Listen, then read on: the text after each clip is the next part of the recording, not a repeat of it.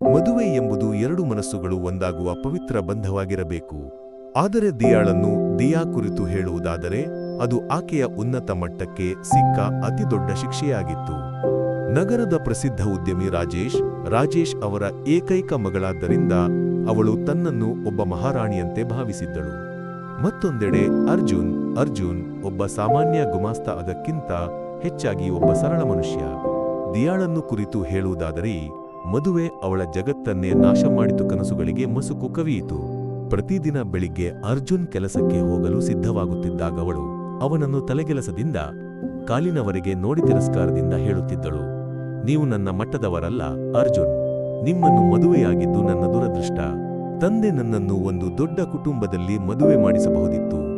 ಅವಳ ಮಾತುಗಳು ಚೂಪಾದ ಬಾಣದಂತೆ ಅರ್ಜುನ್ ಹೃದಯಕ್ಕೆ ನಾಟುತ್ತಿತ್ತು. ಆದರೂ ಒಂದು ನಗುವಿನೊಂದಿಗೆ ಅವನು ಎಲ್ಲವನ್ನೂ ಕೇಳುತ್ತಾ ನಿಂತಿದ್ದ. ಒಂದು ದಿನ ದಿಯಾ ತನ್ನ ಕಾಲೇಜು ಗೆಳೆಯರನ್ನು ಮನೆಗೆ ಕರೆದಿದ್ದಳು. ಅವರು ಬಂದಾಗ ದಿಯಾ ಅರ್ಜುನ್ನನ್ನು ಅವಮಾನಿಸುವ ಅವಕಾಶವನ್ನು ಕಳೆದುಕೊಳ್ಳಲಿಲ್ಲ. ಗೆಳೆಯರ ಮುಂದೆ ಅವಳು ಹಾಸ್ಯವಾಗಿ ಹೇಳಿದಳು, ನೋಡಿ, ಇವನು ನನ್ನ ಗಂಡ, ಒಬ್ಬ ಸಾಮಾನ್ಯ ಗುಮಾಸ್ತ. ಹೀಗಿರುವ ಒಬ್ಬನೊಂದಿಗೆ ಬದುಕಬೇಕಾಗಿ ಬಂದ ನನ್ನ ದುರದೃಷ್ಟವನ್ನು ನೀವು ಒಮ್ಮೆ ಯೋಚಿಸಿ ನೋಡಿ. ಅರ್ಜುನ್ ಶಾಂತವಾಗಿ ನಗುತ್ತಾ ಅವರಿಗೆ ಚಹಾ ನೀಡಿದನು. ಅವನ ಮುಖದ ವಿನಯ ದಿಯಾಳನ್ನು ಇನ್ನಷ್ಟು ಕೋಪಗೊಳಿಸಿತು. ನಿಮಗೆ ನಾಚಿಕೆಯಾಗುವುದಿಲ್ಲವೇ ಅರ್ಜುನ್? ನನ್ನ ಗೆಳೆಯರ ಮುಂದೆ ನಾನು ಅವಮಾನಿತಳಾಗಿದ್ದರೆ ಅದಕ್ಕೆ ಕಾರಣ ನೀವು ಮಾತ್ರ, ಅವಳು ರಹಸ್ಯವಾಗಿ ಹೇಳಿದಳು. ಅರ್ಜುನ್ ಅವಳನ್ನು ನೋಡಿ, ನನ್ನ ಉಪಸ್ಥಿತಿ ನಿಮಗೆ ತೊಂದರೆ ಕೊಡುತ್ತಿದ್ದರೆ ನಾನು ದೂರ ಹೋಗುತ್ತೇನೆ ಎಂದು ಮಾತ್ರ ಹೇಳಿದನು. ಅವನ ಈ ವಿನಯ ಮತ್ತು ದಯೆ ಅವಳಿಗೆ ಹುಚ್ಚು ಹಿಡಿಸಿತು. ನೀವು ಎಷ್ಟು ಮೂರ್ಖರು! ಸ್ವಲ್ಪವೂ ಬುದ್ಧಿ ಇಲ್ಲವೇ?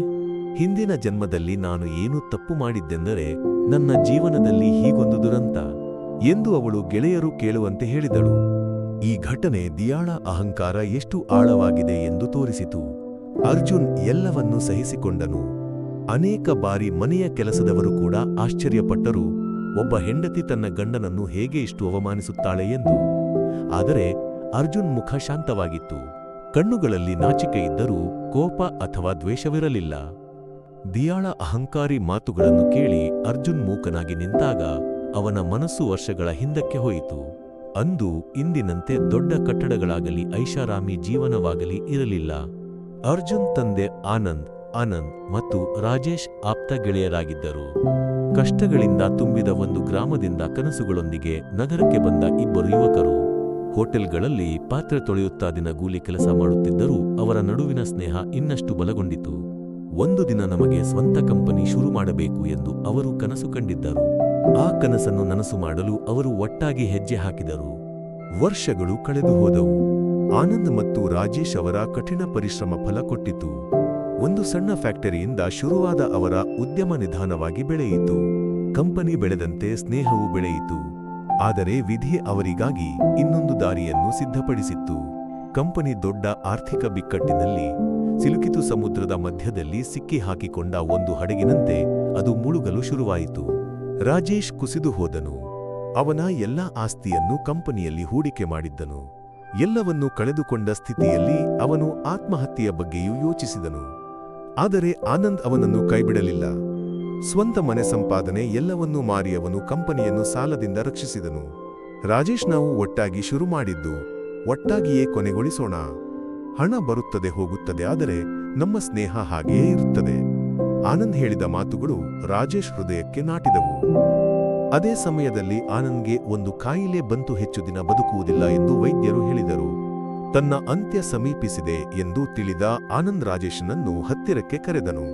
ಕಣ್ಣೀರಿನೊಂದಿಗೆ ಅವನು ರಾಜೇಶನಿಗೆ ಹೇಳಿದನು, ನನ್ನ ಮಗ ಅರ್ಜುನ್ ಇನ್ನು ನಿನ್ನವನು.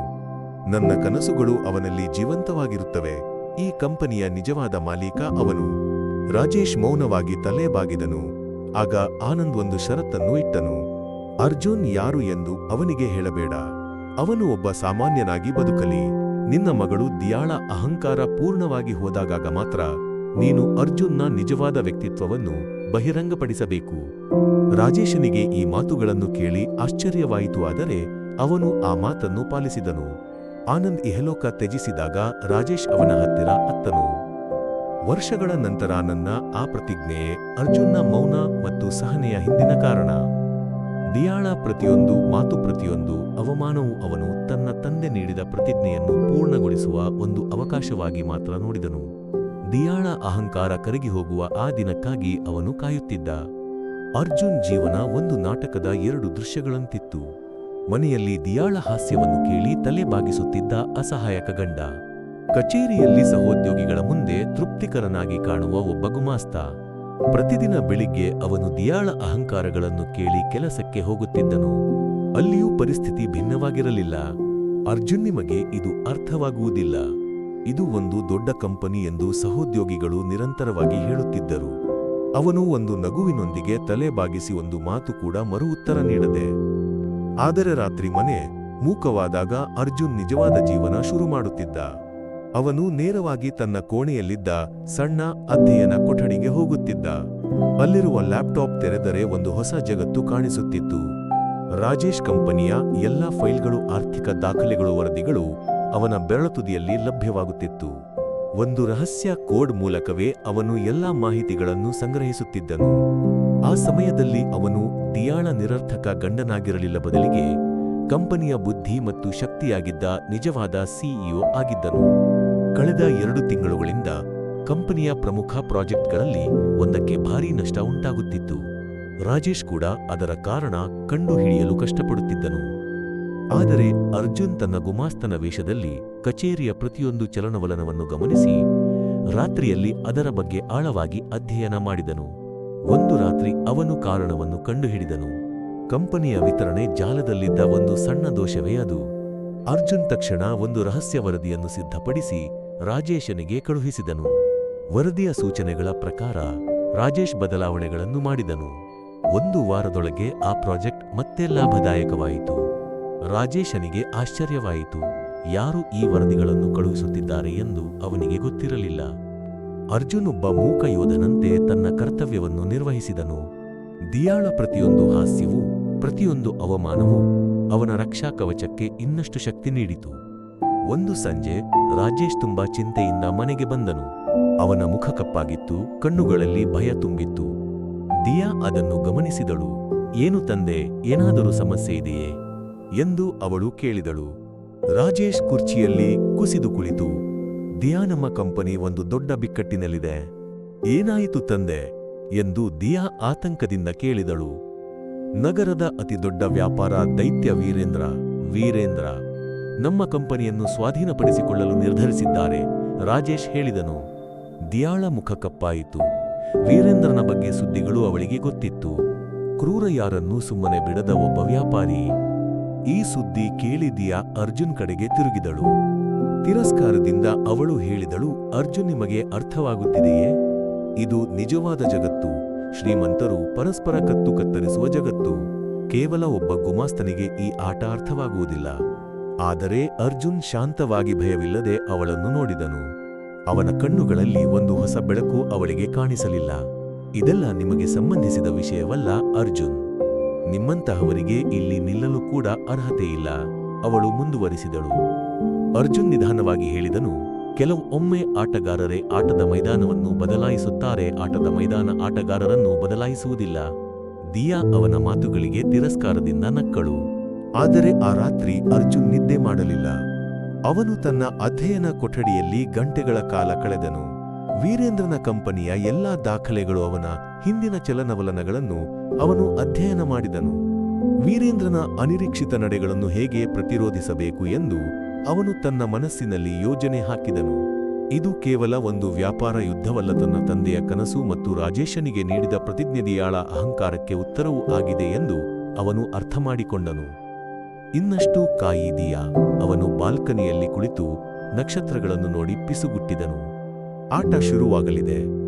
ದಿನಗಳು ಕಳೆದು ಹೋದವು.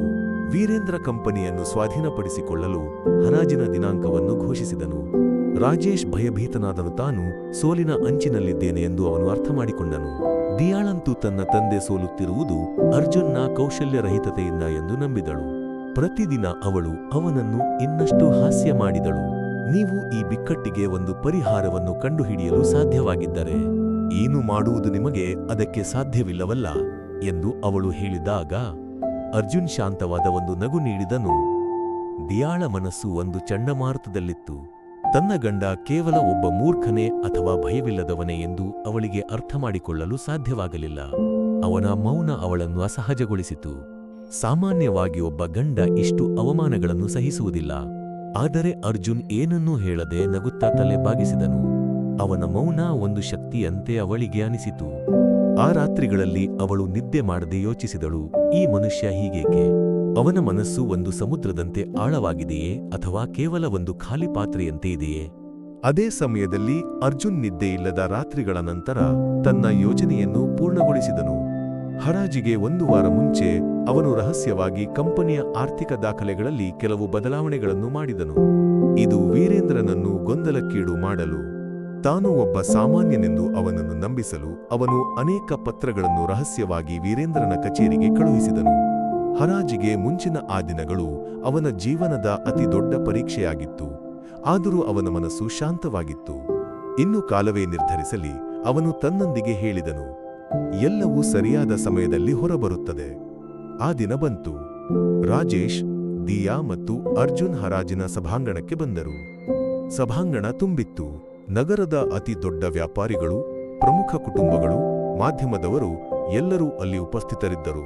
ಹರಾಜು ಶುರುವಾದಾಗ ರಾಜೇಶನ ಮುಖದಲ್ಲಿ ಭಯ ಮತ್ತು ಚಿಂತೆ ತುಂಬಿತ್ತು. ದಿಯಾಳಂತೂ ಆಗಲೂ ಅರ್ಜುನ್ನನ್ನು ಹಾಸ್ಯ ಮಾಡಲು ಸಮಯ ಕಂಡುಕೊಂಡಳು. ನೋಡಿ ಅರ್ಜುನ್, ಇದು ನಿಜವಾದ ಆಟ. ಇಲ್ಲಿ ಕೋಟಿಗಳು ಮಾತನಾಡುತ್ತವೆ. ನಿಮಗೆ ಇಲ್ಲಿ ನಿಲ್ಲಲು ಕೂಡ ಅರ್ಹತೆ ಇಲ್ಲ. ಅರ್ಜುನ್ ಅವಳನ್ನು ನೋಡಿ ನಕ್ಕನು. ಆ ನಗುವಿನಲ್ಲಿ ಒಂದು ಉತ್ತರವಿತ್ತು. ಆದರೆ ದಿಯಾ ಅದನ್ನು ನೋಡಲಿಲ್ಲ. ಘೋಷಕ ಹರಾಜು ಶುರು ಮಾಡಿದನು. ಮೊದಲ ಹರಾಜು 10 ಕೋಟಿ ರೂಪಾಯಿಗಳು. ನಿಮಿಷಗಳಲ್ಲೇ 50 ಕೋಟಿ ತಲುಪಿತು. ರಾಜೇಶನ ಮುಖ ಕಪ್ಪಾಯಿತು. ಅವನ ವಿರೋಧಿ ವೀರೇಂದ್ರ 100 ಕೋಟಿ ಕೂಗಿದಾಗ ಸಭಾಂಗಣ ಮೂಕವಾಯಿತು. ರಾಜೇಶ್ ತನ್ನ ನಡುಗಿದ ಕೈಗಳನ್ನು ಎತ್ತಿ 150 ಕೋಟಿ ಎಂದು ಹರಾಜು ಕೂಗಿದನು. ವೀರೇಂದ್ರ ನಗುತ್ತಾ 200 ಕೋಟಿ ಎಂದು ಕೂಗಿದನು. ರಾಜೇಶನ ನಿರೀಕ್ಷೆ ಕೊನೆಗೊಂಡಿತು. ಅವನು ತಲೆ ಬಾಗಿಸಿದನು. ಇನ್ನು ತಾನು ಏನನ್ನೂ ಮಾಡಲಾಗುವುದಿಲ್ಲ ಎಂದು ಅವನಿಗೆ ಗೊತ್ತಿತ್ತು. ಹಠಾತ್ತನೆ ಒಂದು ಶಬ್ದ ಸಭಾಂಗಣದಲ್ಲಿ ಮೊಳಗಿತು. 500 ಕೋಟಿ.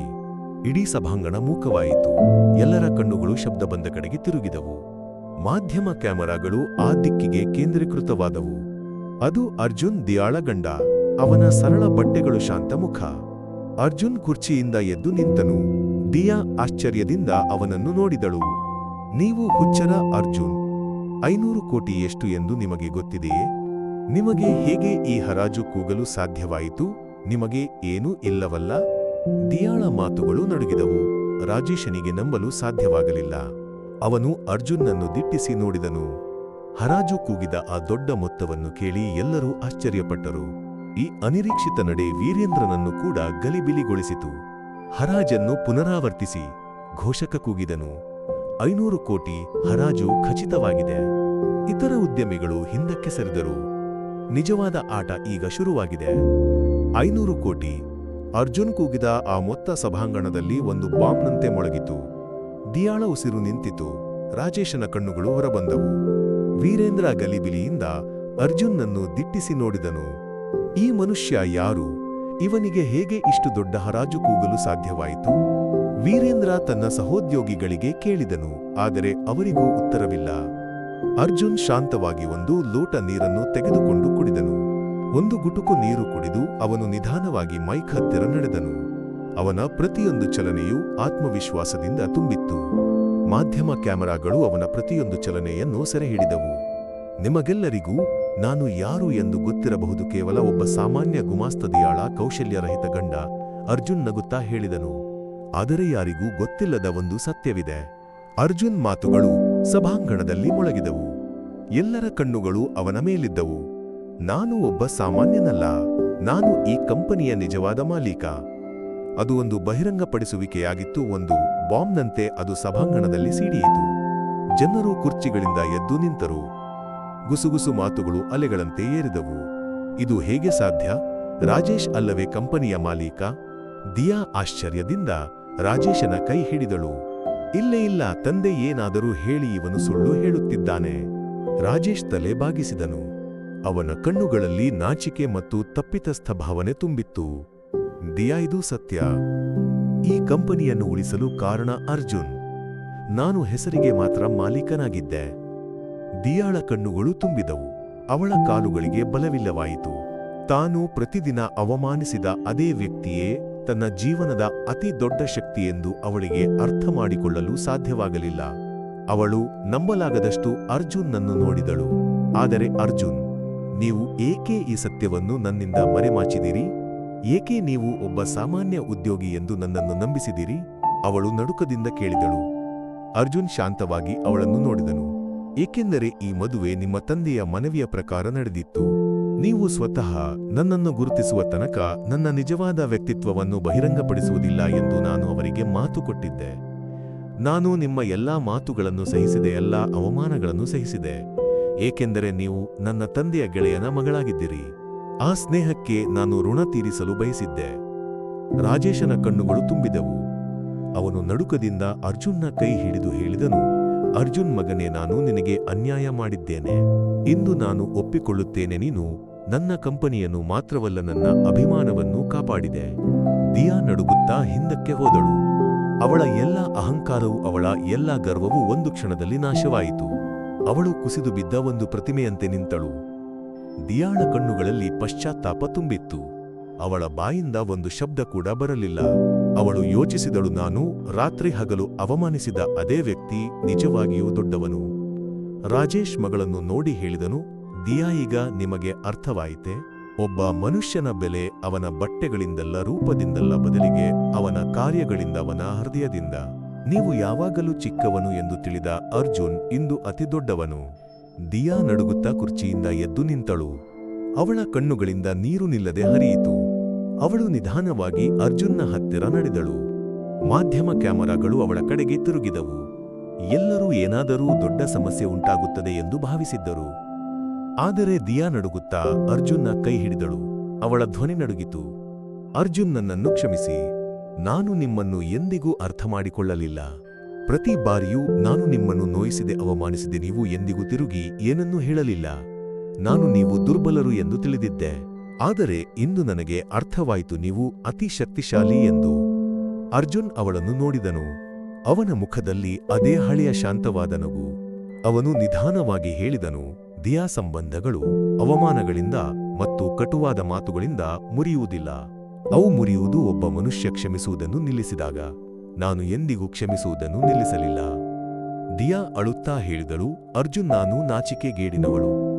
ನಾನು ನಿಮ್ಮನ್ನು ಒಬ್ಬ ಬಡ ಮನುಷ್ಯ, ಕೌಶಲ್ಯರಹಿತ ಎಂದು ತಿಳಿದಿದ್ದೆ. ಆದರೆ ನಿಜವಾಗಿಯೂ ಬಡವಳು ನಾನಾಗಿದ್ದೆ. ನನ್ನ ಆಲೋಚನೆಗಳು ಬಡತನದಿಂದ ಕೂಡಿದ್ದವು. ನೀವು ಯಾವಾಗಲೂ ಅತಿದೊಡ್ಡ ಶ್ರೀಮಂತರಾಗಿದ್ದಿರಿ, ನಿಮ್ಮ ಹೃದಯದಿಂದ ಮತ್ತು ನಿಮ್ಮ ಕಾರ್ಯಗಳಿಂದ. ರಾಜೇಶನ ಕಣ್ಣುಗಳು ನೀರಿನಿಂದ ತುಂಬಿದವು. ಅವನು ಮಗಳ ತಲೆಯ ಮೇಲೆ ಕೈ ಇಟ್ಟು ಹೇಳಿದನು, ಮಗಳೇ, ಮನುಷ್ಯನ ಅಭಿಮಾನ ಅವನ ಮಟ್ಟದಿಂದಲ್ಲ, ಅವನ ಕಾರ್ಯಗಳಿಂದ ಸಿಗುತ್ತದೆ ಎಂದು ಇಂದು ನಿಮಗೆ ಅರ್ಥವಾಯಿತು. ಅರ್ಜುನ್ನಂತಹ ಒಬ್ಬ ಮನುಷ್ಯನನ್ನು ಪಡೆಯುವುದು ಒಂದು ಭಾಗ್ಯ. ಸಭಾಂಗಣದಲ್ಲಿದ್ದ ಜನರು ಈ ದೃಶ್ಯವನ್ನು ನೋಡಿ ಭಾವಪೂರ್ಣರಾದರು. ಕ್ಯಾಮರಾಗಳು ಆ ಕ್ಷಣವನ್ನು ಸೆರೆಹಿಡಿದವು. ದಿಯಾ ಎಲ್ಲರ ಮುಂದೆ ಅರ್ಜುನ್ನ ಕಾಲ ಬಳಿ ಬಾಗಿ ಹೇಳಿದಳು, ನಿಮ್ಮನ್ನು ಗಂಡ ಎಂದು ಕರೆಯುವ ಹಕ್ಕನ್ನು ನಾನು ಕಳೆದುಕೊಂಡೆ ಅರ್ಜುನ್. ಆದರೆ ನೀವು ಬಯಸಿದರೆ ನನಗೆ ಒಂದು ಹೊಸ ಶುರುವಾತು ಬೇಕು. ಈ ಬಾರಿ ಸಮಾನತೆಯೊಂದಿಗೆ, ಅಹಂಕಾರವಿಲ್ಲದೆ, ಕೇವಲ ಗೌರವ ಮತ್ತು ಪ್ರೀತಿಯೊಂದಿಗೆ ಮಾತ್ರ. ಅರ್ಜುನ್ ತಕ್ಷಣ ಅವಳನ್ನು ಎಬ್ಬಿಸಿದನು. ದಿಯಾ, ಬಾಗುವುದು ನಿಮಗೆ ಸರಿಹೊಂದುವುದಿಲ್ಲ. ನಾನು ನಿಮ್ಮನ್ನು ನನ್ನ ಸಮಾನಳಾಗಿ ತಿಳಿದು ನಡೆಯುತ್ತಿದ್ದೆ, ಯಾವಾಗಲೂ ಹಾಗೆಯೇ ಇರುತ್ತೇನೆ. ಇಂದು ನಿಮಗೆ ಸತ್ಯ ಅರ್ಥವಾದರೆ ಅದು ನನ್ನ ಅತಿ ದೊಡ್ಡ ವಿಜಯ. ಅರ್ಜುನ್ ಮೈಕ್ ತೆಗೆದುಕೊಂಡನು. ಅವನ ಧ್ವನಿ ಶಾಂತ ಮತ್ತು ದೃಢವಾಗಿತ್ತು. ನನಗೆ ಇಲ್ಲಿರುವ ಎಲ್ಲಾ ಮಾಧ್ಯಮಗಳಿಗೆ ಒಂದು ವಿಷಯ ಹೇಳಬೇಕಾಗಿದೆ, ಅವನು ಹೇಳಿದನು. ನಾನು ಇದನ್ನೆಲ್ಲ ಒಂದು ಹಾಸ್ಯಕ್ಕಾಗಿ ಮಾಡಿಲ್ಲ. ನನ್ನ ಕಂಪನಿಯ ಪ್ರತಿಯೊಬ್ಬ ಉದ್ಯೋಗಿಗೂ, ಪ್ರತಿಯೊಬ್ಬ ಕೆಲಸಗಾರನಿಗೂ ಅವರು ಅರ್ಹವಾದ ಗೌರವ ಸಿಗಬೇಕು ಎಂದು ನಾನು ಬಯಸಿದೆ. ನಾನು ಅವರೊಂದಿಗೆ ಒಬ್ಬ ಸಾಮಾನ್ಯನಾಗಿ ಇದ್ದರೆ ಮಾತ್ರ ಅದು ಸಾಧ್ಯವಾಗುತ್ತದೆ. ಮನುಷ್ಯನ ಬೆಲೆ ಅವನ ಹಣದಿಂದಲ್ಲ, ಬಟ್ಟೆಗಳಿಂದಲ್ಲ, ಅವನ ಸಾಮಾಜಿಕ ಮಟ್ಟದಿಂದಲ್ಲ, ಅವನು ಮುಂದುವರಿಸಿದನು. ಅದು ಅವನ ಕಾರ್ಯಗಳಿಂದ, ಹೃದಯದಿಂದ ಮತ್ತು ಇತರರನ್ನು ಗೌರವಿಸುವ ಸಾಮರ್ಥ್ಯದಿಂದ ಮಾತ್ರ. ನನ್ನ ಹೆಂಡತಿಯ ಆಲೋಚನೆಗಳು ತಪ್ಪಾಗಿವೆ ಎಂದು ನಾನು ಹೇಳುವುದಿಲ್ಲ, ಏಕೆಂದರೆ ಅನೇಕರು ಹಾಗೆಯೇ ಯೋಚಿಸುತ್ತಾರೆ. ಆದರೆ ನನ್ನ ಜೀವನ ಅದಕ್ಕೊಂದು ಉತ್ತರ. ನಮಗೆ ಬಹಳಷ್ಟು ಸಂಪತ್ತಿರಬಹುದು, ಆದರೆ ಹೃದಯದಲ್ಲಿ ಬಡತನವಿದ್ದರೆ ಆ ಸಂಪತ್ತು ಕೇವಲ ಬೂದಿಯಂತೆ. ಸಭಾಂಗಣ ಚಪ್ಪಾಳೆಗಳಿಂದ ತುಂಬಿತು. ಮಾಧ್ಯಮಗಳು ಈ ಕಥೆಯನ್ನು ಮುಂದಿನ ದಿನದ ಅತಿ ದೊಡ್ಡ ಸುದ್ದಿಯನ್ನಾಗಿ ಮಾಡಿದವು. ಸಾಮಾನ್ಯ ಗಂಡಕೋಟಿಗಳ ಒಡೆಯನಾದನು. ಆದರೆ ಅರ್ಜುನ್ ಮತ್ತು ದಿಯಾಳಿಗೆ ಇದು ಒಂದು ಹೊಸ ಶುರುವಾತು ಮಾತ್ರವಾಗಿತ್ತು. ದಿಯಾ ಮೊದಲ ಬಾರಿಗೆ ತನ್ನ ಗಂಡನ ಕಣ್ಣುಗಳಿಗೆ ನೋಡಿದಳು. ಅಲ್ಲಿ ಅವಳು ತಾನು ಎಂದಿಗೂ ಹುಡುಕಿರದ ಸುರಕ್ಷತೆ, ಗೌರವ ಮತ್ತು ಪ್ರಾಮಾಣಿಕ ಪ್ರೀತಿಯನ್ನು ನೋಡಿದಳು. ಅಂದಿನಿಂದ ದಿಯಾಳ ಅಹಂಕಾರ ಸಂಪೂರ್ಣವಾಗಿ ಮುರಿಯಿತು. ಅವಳ ಮನಸ್ಸಿನಲ್ಲಿ ಕೃತಜ್ಞತೆ ಮತ್ತು ಪ್ರೀತಿ ತುಂಬಿತ್ತು. ಅರ್ಜುನ್ ಏನನ್ನೂ ಹೇಳದೆ ಅವಳ ಕಣ್ಣೀರನ್ನು ಒರೆಸಿನಗುತ್ತಾ ಹೇಳಿದನು, ದಿಯಾ, ನಮಗೆ ಮನೆಗೆ ಹೋಗೋಣ. ಅವರು ಕೈ ಹಿಡಿದು ಹರಾಜು ಸಭಾಂಗಣದಿಂದ ಹೊರಬಂದಾಗವರ ಹಿಂದೆ ಒಂದು ಹೊಸ ಜಗತ್ತು ಹುಟ್ಟಿಕೊಳ್ಳುತ್ತಿತ್ತು. ಅವರ ನಡುವಿನ ಸಂಬಂಧ ಈಗ ಒಂದು ಹೊಸ ಅಧ್ಯಾಯಕ್ಕೆ ಪ್ರವೇಶಿಸಿದೆ. ಒಬ್ಬ ಮೂಕ ಯೋಧನ ಪ್ರೀತಿ ಮತ್ತು ಕ್ಷಮೆ ಒಂದು ಅಹಂಕಾರಿ ಮನಸ್ಸನ್ನು ಹೇಗೆ ಬದಲಾಯಿಸಿತು ಎಂಬುದರ ಕಥೆಯಾಗಿತ್ತು ಅದು.